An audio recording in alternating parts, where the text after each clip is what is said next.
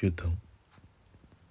బయట నుంచి చూస్తున్న మనందరికీ యుద్ధం అంటే 2 దేశాల మధ్యో లేదా కొన్ని దేశాల మధ్యో సరిహద్దు కోసమో, మతం కోసమో, పొలిటికల్ పవర్ కోసమో జరుగుతున్న ఒక గొడవ.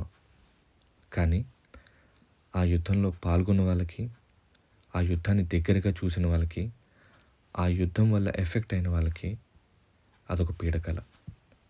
రీసెంట్‌గా నేను లండన్‌లో ఉన్న ఇంపీరియల్ వార్ మ్యూజియం విజిట్ చేశాను.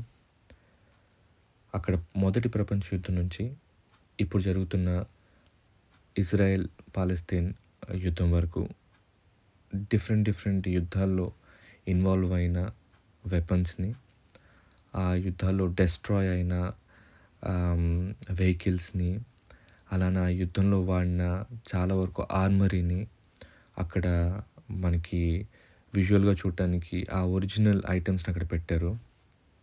అలానే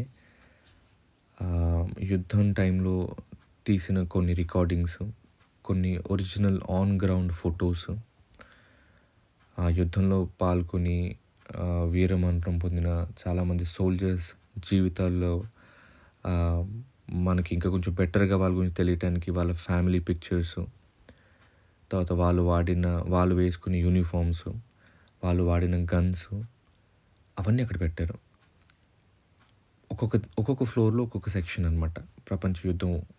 మొదటి ప్రపంచ యుద్ధంలో జరిగిన ఆ విధ్వంసానికి సంబంధించిన చాలా ఆనవాళ్ళు మనకి ఫస్ట్ ఫ్లోర్‌లో కనిపిస్తాయి. రెండో ప్రపంచ యుద్ధానికి సంబంధించినవన్నీ ఒక ఫ్లోర్‌లో ఉంటాయి.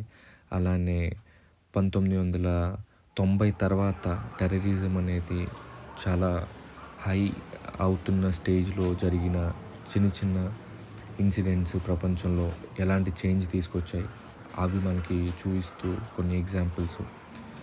అలా ఒక్కొక్క ఫ్లోర్‌లో ఒక్కొక్క యుద్ధానికి సంబంధించిన ఇవన్నీ అక్కడ ఆర్టిఫాక్ట్స్ అన్నీ పెట్టున్నాయి. అక్కడ నేను ఒక 4 గంటలు ఉన్నాను. ప్రతి ఫ్లోర్ విజిట్ చేసి దాని గురించి తెలుసుకోవడానికి అక్కడున్న వాళ్ళతో మాట్లాడి, అక్కడున్న ఆ డిస్‌ప్లే గురించి ఉన్న ఇన్ఫర్మేషన్‌ని చదివి అర్థం చేసుకొని అనలైజ్ చేసి అలా ఒక 4, 5 గంటలు అక్కడ తిరిగాను.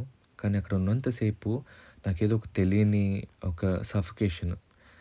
అంటే ఐ కెన్ ఫీల్ దట్ ఎంత సఫరింగ్ ఒకళ్ళు గురయ్యి ఉంటే, కొన్ని ఫ్యామిలీస్ గురయ్యి ఉంటే యుద్ధంలో గెలుపు అనేది వచ్చుంటది ఒక కంట్రీకి అనేది బాగా రిజిస్టర్ అయిపోయింది నాకు. అంటే మనం యుద్ధాన్ని యూజువల్‌గా మనం చాలా గ్లోరిఫై చేస్తాం.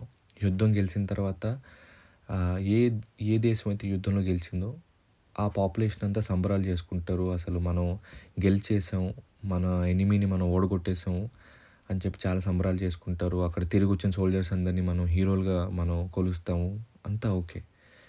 కానీ ఒక యుద్ధం వల్ల ఎన్ని ఫ్యామిలీస్ డిస్టర్బ్ అయిపోతాయి, ఎన్ని జనరేషన్స్ వరకు ఆ ఎఫెక్ట్ ఉంటది, ఆ దేశ ఎకనామిక్ సిచ్యువేషన్ ఎంత దారుణంగా పడిపోతది అనే దానికి మాత్రం ఒక నిలువెత్తు నిదర్శనంగా నాకు అనిపించింది. ఆ మ్యూజియంలో ఉన్న చాలా విషయాలు చూసిన తర్వాత నాకు అర్థమైందంటే, మనం వయలెన్స్‌ని కానీ, యుద్ధాన్ని కానీ గ్లోరిఫై చేస్తున్నంత కాలం ప్రపంచంలో ఇది ప్రాపగేట్ అవుతూనే ఉంటది.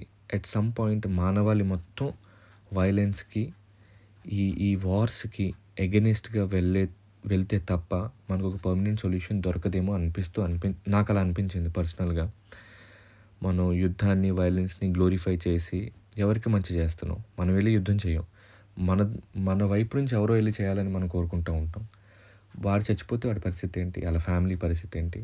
అలా అల్లకల్లోలమైపోయిన కొన్ని లక్షల కుటుంబాల ఆవేదన, కన్నీళ్ళే ఇప్పుడు చాలా దేశాల్లో జరుగుతున్న ఈ యుద్ధం యొక్క రిజల్ట్ అనమాట.